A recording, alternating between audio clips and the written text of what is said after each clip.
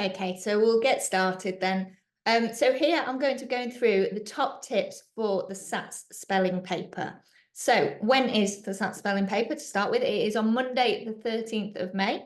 And we've got the paper one first, the grammar and punctuation, and the paper two is the spelling paper. So it's that spelling paper that I'm going to be talking about and giving you some tips for today. So just to start off with, reminding us about that skill of spelling and all the different things that go into it. I won't go into this really deeply because we've got other webinars on this, so I recommend you go and have a look at those if you want to know more about this. But it's just thinking about all these different skills in spelling. We've got our phonics, our orthographic knowledge, morphological knowledge, and etymological knowledge that we need to build up and keep applying to spelling words to actually spell some words. And then we've also got our memorized words or our lexical store. That's all of the words that we know built up into our head so that we can pull it straight out of our visual memory. It's much better to go from these memorized words. It's a lot quicker. However, we can't build that from nowhere. We're building it up from that linguistic knowledge. So that memorized words is really what we're aiming for. We're aiming to build up our orthographic mapping. So orthographic is just talking about correct spelling and getting it mapped in our heads so that we've got it for that immediate retrieval on site so that we can do it nice and quickly. We would love the children to be at that stage by the time they're doing that Year 6 SAT spelling paper. But we have got to remember, teaching good practice is always good practice, whether you're in the run up to a test or not. So don't suddenly change your practice. Make sure you're still practicing spelling in research proven ways. So things like Elkonin boxes and working with the phonemes in that way, or phoneme maps and sound buttons, and also syllables really help to build up to get into that orthographic mapping, that visual memory that we need in there. So make sure you're still doing these things. Make sure you're teaching the children to spell. I often talk about the difference between telling them how to spell a word and teaching them how to spell words in general. Option A, telling them how to spell a word. Happily is spelled Happily. Lovely. We've just taught them how to spell the word happily. They can now spell that word, and if that one happens to come up in the test, that'll be all right. But option B is to take that minute longer just to explain that when the base word ends in a Y, it normally changes to an I when we're adding many suffixes, like the ly one. And then the children will be able to spell all of these different words just from that one statement there. It takes a bit of practice, but so would teaching happily by saying it all in individual letters. So it is really worth doing. The next thing is looking at the test. Tip 2, make sure you recap all year groups patterns. So this is a breakdown of the last 4 years of SATS papers, just to have a look at what sort of patterns were being used in the different ones. So I went through and matched them all up with the national curriculum. A couple of the words in each spelling paper were really covered by Key Stage 1 patterns. There are some others, mainly from Year 3 and 4 and 5 and 6. It is often the pattern rather than the statutory words. So you can see from 2023 here, I had 11 words that were a Year 3 or 4 pattern, but none were off the Year 3 and 4 statutory list. And I had 7 words that were Year 5 and 6 pattern, and again, none off that statutory word list. So just learning the statutory words is not really going to help us be very successful with that spelling paper. So that's not a strategy to go for. And also it is across most of the Key Stage 2 year groups, and you still need those Key Stage 1 skills in there as well. So you will see I've got little numbers in brackets as well on some of these. That is if a word from the spelling paper was actually one of the non-statutory examples in the national curriculum.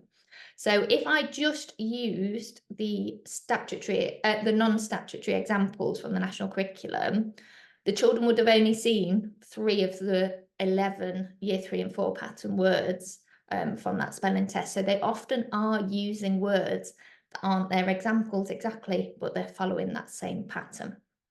You've also got some with the little up arrow pointing. These are the ones that, yes, it was a Year Key Stage 1 pattern or a Year 3 and 4 statutory word, but it was also covered in the next year group as well. So there's not so much to worry about with that.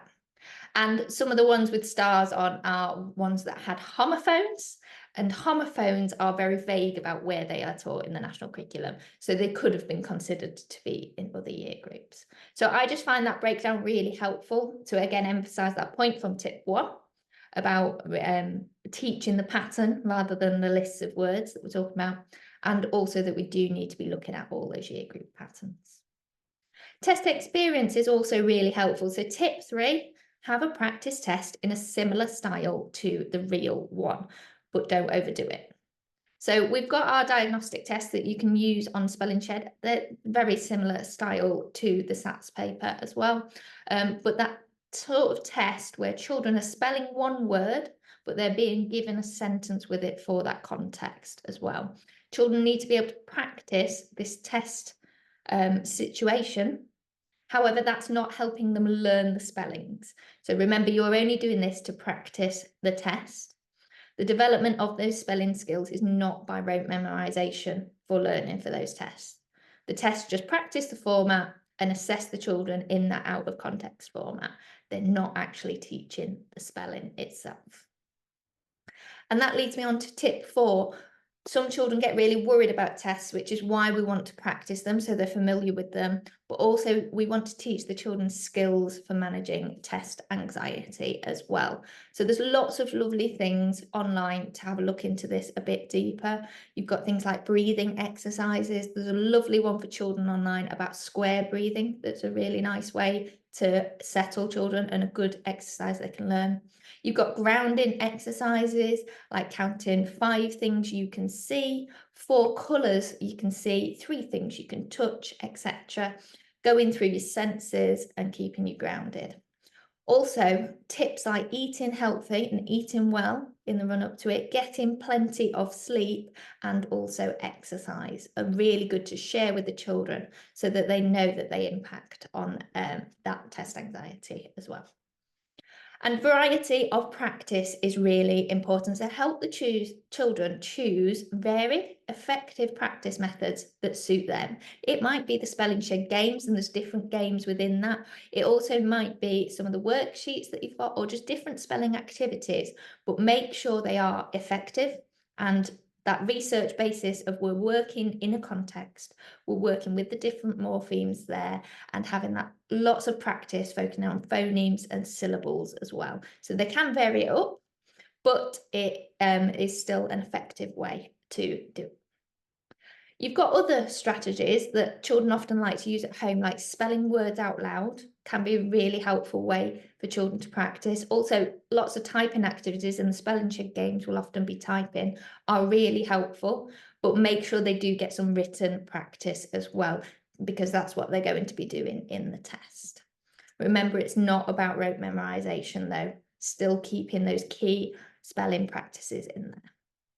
And we want to start mixing and matching patterns now. Do a variety of patterns in one session. Now, this might sound a little bit conflicting to what we normally say about teaching spelling, but this is because we're not introducing new patterns here. We are talking about patterns that the children should already know, and we want them to be able to pick between them. So if I've got words ending in that ul sound, but it could be I-L, A-L, E-L-L-E, in the spelling test, I'm not going to get that clue of, oh, this week we're looking at 8 L words. I need to be able to select which one is which. So there's lots of other patterns which are good to mix up and get the children selecting which one is used in which word. And it's really helpful to practice different types of spelling patterns in one session. Word sorts can be great for this, and you might find some in the Spelling Shed resources, but you can also just grab some books, find some words of that spelling pattern and sort them into different categories that you want to as well. Now, one thing that often gets bandied around when it's coming up to SAT spelling is what to do about handwriting. Okay, I would always take it on a case-by-case basis. You get some children whose handwriting looks like this, and they will be adamant that's a C spelling machine, but handwriting-wise, it does not look like it. And you've got your IE variations as well. These are the children that I maybe want to be saying, could we print the words in the spelling test, or making sure we're forming those letters.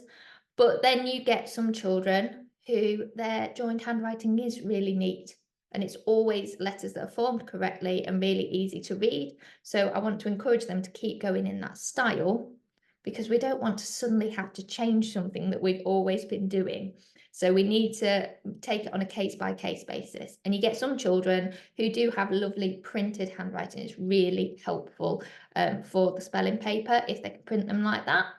Making sure, though, we're not asking children to learn a whole new skill just for this one spelling test, when it's completely different to what we'd ask them to do in normal writing. And then with Spelling Shed, you can get a free 30-day trial if you've not already had Spelling Shed before. So you can sign up to that at edshed.com. If you've got any questions, you can ask support at edshed.com. And there's also training at edshed.com if you are interested in any of our training. So if you go on the website, we do actually deliver in-person CPD programs. So you are able to email training at edshed.com for some more information on that as well. If anybody's got any questions about this webinar, there's me and Amanda here happy to answer any if you've got any.